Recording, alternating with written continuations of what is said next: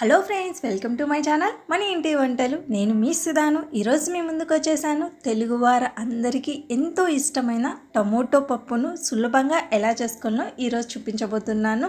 వంట రాని వాళ్ళు కూడా నేను చెప్పిన విధంగా ట్రై చేస్తే సూపర్ టేస్టీగా వస్తుంది. ఇప్పుడు ఎలా చేసుకోవాలో చూద్దాం పదండి. ఫస్ట్ ఒక బౌల్లో 100 గ్రాముల కందిపప్పును తీసుకొని నీళ్లు పోసుకొని 2 సార్లు నీట్గా క్లీన్ చేసుకోండి. ఈ నీళ్ళను మొత్తం వంపేసి ఈ పప్పును కుక్కర్లోకి వేసుకోండి. ఇందులోనే మీడియం సైజు ఉల్లిపాయ ఒకటి తీసుకొని సన్నగా కట్ చేసి వేసుకోండి. చిటికెడు పసుపు, రుచికి తగినంత ఉప్పును కూడా వేసుకోండి.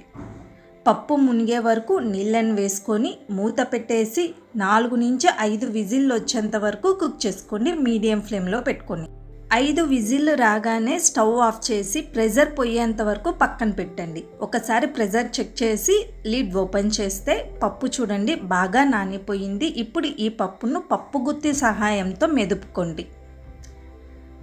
మెత్తగా ఎక్కడే కానీ పలుకన్నది లేకుండా ఈ విధంగా మెదుపుకొని పక్కన పెట్టుకోండి. ఇప్పుడు ఈ పప్పుకు పోపు ఎలా పెట్టుకోవాలో చూద్దాము. స్టవ్ పైన ప్యాన్ పెట్టుకొని అందులో 4 నుంచి 5 టేబుల్ స్పూన్ల వరకు ఆయిల్ వేసుకోండి.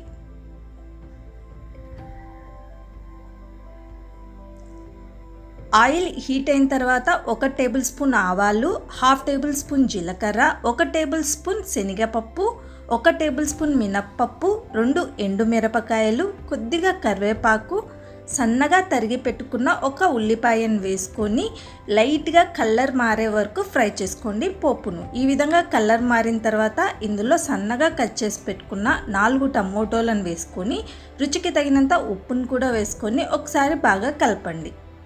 మీడియం ఫ్లేమ్లో పెట్టుకొని మూత పెట్టేసి టమోటో పూర్తిగా మగ్గేంత వరకు కుక్ చేసుకోండి. చూడండి టమోటో ఈ విధంగా పూర్తిగా మగ్గిపోయిన తర్వాత ఇందులో మీకు ఎంతైతే కారం కావాలనుకుంటున్నారో అంత కారపొడిని వేసుకొని మరోసారి బాగా కలపండి. ఇప్పుడు ఇందులో మనం ఆల్రెడీ మెదిపి పెట్టుకున్న కందిపప్పును మొత్తం ఇందులో వేసుకొని ఒకసారి బాగా కలుపుకోండి. ఇలా కలిపిన తర్వాత ఒక 2 నిమిషాల పాటు మీడియం ఫ్లేమ్లో పెట్టుకొని కుక్ చేసుకోండి. తర్వాత కొత్తిమీరతో గార్నిష్ చేసి పప్పును సర్వ్ చేసుకోవడమే అండి.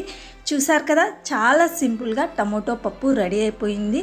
ఈ పప్పును వేడి వేడి అన్నంలో వేసుకొని అందులోనే కొద్దిగా నెయ్యి, ఆవకాయని కూడా వేసుకొని కలుపుకొని తింటే చాలా టేస్టీగా ఉంటుంది. తినే కొద్దీ ఇంకా తినాలి అనిపిస్తుంది. మీరు కూడా మీ ఇంట్లో ట్రై చేసి మీకు ఎలా వచ్చిందో కామెంట్ సెక్షన్లో చెప్పండి. ఈ వీడియో నచ్చినట్లయితే లైక్ చేయండి, షేర్ చేయండి. మోర్ ఇంట్రెస్టింగ్ వీడియోస్ కోసం ఛానల్ని సబ్స్క్రైబ్